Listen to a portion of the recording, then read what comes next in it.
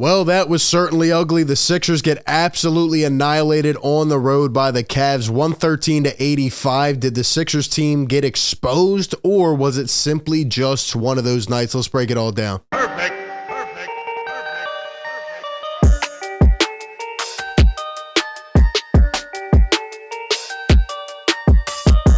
What is going on, everybody? Welcome into Philly Take with RB. You know the drill. Hit the like button, subscribe to the show. Be sure to ring the bell so you don't miss any of the content. We were live for this game, and I just got done listening to Doc Rivers' press conference, and for once, I got to say, most of what he said I agreed with completely. He said this is just one of those games you kind of lift it up, throw it away, and move on to the next one. There's not really much to take away from this one. Especially with how this Sixers team has been playing. This is definitely disappointing to come out here against this team and have an embarrassing performance, but it feels like it's one of those games that just happened right now. The one thing I didn't agree with Doc Rivers is when he said, this is a scheduled loss. I don't think this is a scheduled loss. I think it's just simply one of those games that every team has on the calendar where they come out and nothing goes right, and nothing went right in this game for the Sixers. And I'm going to tell you why I think that, and why I think there are people that are already overreacting about this loss. But before we get into it and break it all down, shout out to the sponsor of today's show. Manscaped is the leading provider of below-the-waist men's grooming products. They're doing a complete big holiday deal sale right now on manscaped.com. Go over there, check it all out. Everything's 20% off and free shipping. You can check out their Manscaped Platinum Package 4.0, which is the one-stop shop for all of their top-tier items. They have everything included from the Performance Package, which is a bestseller, plus their body wash, their 2-in-1 shampoo and conditioner, and their deodorant. We all know that those Christmas parties, all the holiday things are coming up soon, and we want to make sure our hygiene is intact in case you meet a nice little lady under the mistletoe, right? So be sure to stay on top of your hygiene needs. Let Manscaped help you out. My personal favorite from the Performance and Platinum Package is the Lawnmower 4.0. It is the best trimmer I've ever used. It has a cutting-edge ceramic blade, skin-safe technology, and it even has a flashlight on the device to help you avoid nicking the jewels and to keep the sack safe, just like Santa Claus would expect. Manscaped has you covered with all these items. Click the link in the description. Check out manscaped.com. Use promo code PhillyTake for 20% off and free shipping all holiday season long. This game was ugly, man. This game was brutal. It was tough to watch. I mean, most people, I would say, third quarter, getting into the fourth, probably tapped out. They probably tapped out of this game. It was just a brutal watch. And it comes at a time where you're kind of surprised with how this Sixers team has been playing. They had a big game the other night against the Atlanta Hawks, who are a decent team. You know, obviously we played some of the teams during this stretch when we won 7 out of 9 that, really weren't that good, like the Orlando Magic, but you probably expected the Sixers to come out with more tonight, but overall, they just didn't have it. And I don't know if I've seen many more games like this, to this extent. Talk about an imbalance in a game where literally everything goes wrong for one team and everything goes right for the other. I'm just going to spew a few stats at you to try to help build the context around how lopsided this game was, okay? And some of these I have memorized. Some are here. Rich Hoffman tweeted this out during the game. This was midway through, I think, the third quarter. He said 74% to 35% shooting is about as nasty as you will ever see in an NBA game.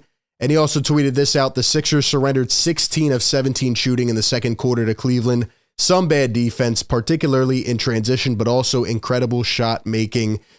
Here's a couple stats that I remember and will remember from this game. Number one, the Sixers gave up 44 points in the second quarter. They gave up, like Rich said, 16 of 17 from the field. The Cavs only missed one shot from the field in the second quarter and had 44 points. You want to know how crazy that is? The Sixers didn't even hit 60 points until 3 minutes to go in the third quarter. So the Cavs put up as many points in the fourth quarter as the Sixers almost had all game, almost up until the fourth quarter. That's one thing. The other thing, midway through the third quarter, and we were streaming this game. We go live for every game. We break it all down in real time. The Cleveland Cavaliers were shooting 74% from three midway through the third quarter. So let me ask you this. How many games are you going to find a team that shoots 74% from three for most of the game? The answer is not many. And I personally think that everything was just going right. I mean, the defense for me didn't even seem so bad. Now, there were points in this game where, Joel let a guy go right by him and lay it up, or, there was a wide open corner three. But for the most part, I thought DeAnthony Melton, even Matisse Thybulle got some minutes in there. Joel for some of the game. I thought guys were actually staying in front of their men and kind of forcing some of these contested shots. Like I said, not all of them, but the Cavs just were not missing. It's literally one of those games. Every team has a game like this throughout the NBA season where the opponent just doesn't miss. And for the Sixers, what made it even worse and even more lopsided is that they could not hit a shot. All right. I mean, we could go down the stats. We could look at it. Joel Embiid, 6 for 16. I don't want to take away credit from the Cavaliers because this is a good team. The Sixers had beat them 4 times in a row coming into this. We beat them twice in the preseason, so essentially 6 times in a row. And we swept them last year, and the Cavs were looking for some revenge. They were fresh this game. The Sixers have played like 8 games in 10 days or whatever. So I don't want to let this recent Sixers stretch, what we've been able to do, turn the corner, take away from this game. But the Cavs were a lot more ready for this game than we were. Joel Embiid was 6 for 16. The Cavs did a great job doubling him right out of the chute. That was the game plan. The Cavs said, we're going to double and triple team Joel, and we're going to make other players beat us. Now, they didn't have Jared Allen. They didn't have Kevin Love tonight, just like the Sixers obviously don't have Harden and Maxey. So they were shorthanded too. But the way that they were playing defense, they were pushing out on our perimeter shooters. They were pushing out on our ball handlers. This was the first time in some time that I saw Shake Milton look uncomfortable like this early in a game. I mean, they were applying pressure to him, DeAnthony Melton. We couldn't even move the ball around. And for the first half, the game plan, like I said, it was very impressive to watch how they put so much pressure on Joel Embiid. And I do think other teams, can take what they did and try to kind of apply some of it going forward in the future. Like, I think this would be a great matchup in the playoffs. But if we play somebody else, they can kind of look at what the Cavs did. Here's the difference, though. You're going to have James Harden, Tyrese Maxey, other guys like that. So you're not going to be able to stay with it as long as they did. The reason they were able to stay with it for, a quarter and a half, 2 quarters was because the Sixers could not do anything right. I'm talking about 5-foot jumpers that Joel Embiid was missing that he doesn't normally miss. Shake Milton had a couple open shots. Finally, he missed those. DeAnthony Melton missed a couple shots. Nothing could fall. Niang missed a couple. I mean, really, it was just one of those games.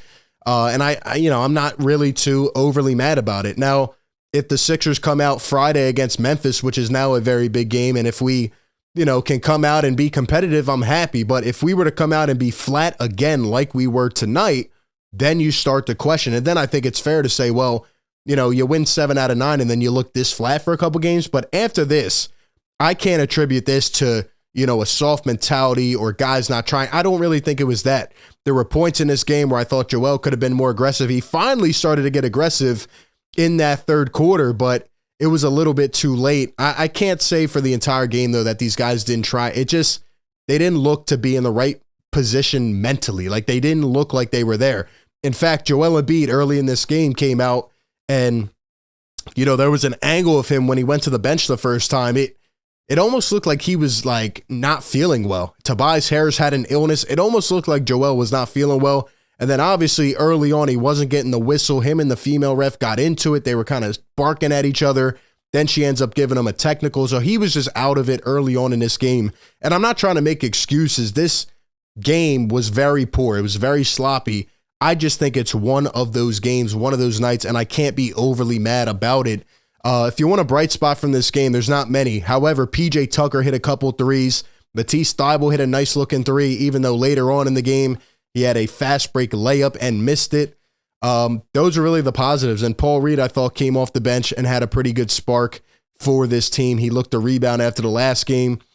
I mean, Darius Garland played great tonight. Usually we have kept him in check for the most part when we have played him. Mitchell wasn't even taking a lot of shots. He was just deferring to Darius Garland. As you can see, Mitchell with 18, Garland with 21, Mobley with 16, LeVert had 22 off the bench. And I thought for a decent time we were putting hands in these guys' faces, but they were just hitting everything. I mean, there was nothing we could really do tonight. The Sixers did get out rebounded. And like I said, the Sixers at one point were shooting 17% from deep. Meanwhile, the Cavs were shooting 70+%. There's not many games you're going to win with those numbers. Overall, I think the Sixers just need to bounce back against Memphis. Memphis has been banged up a little bit. I think they're 12-9 as well. They're possibly going to be on a 3-game win streak. They're playing tonight.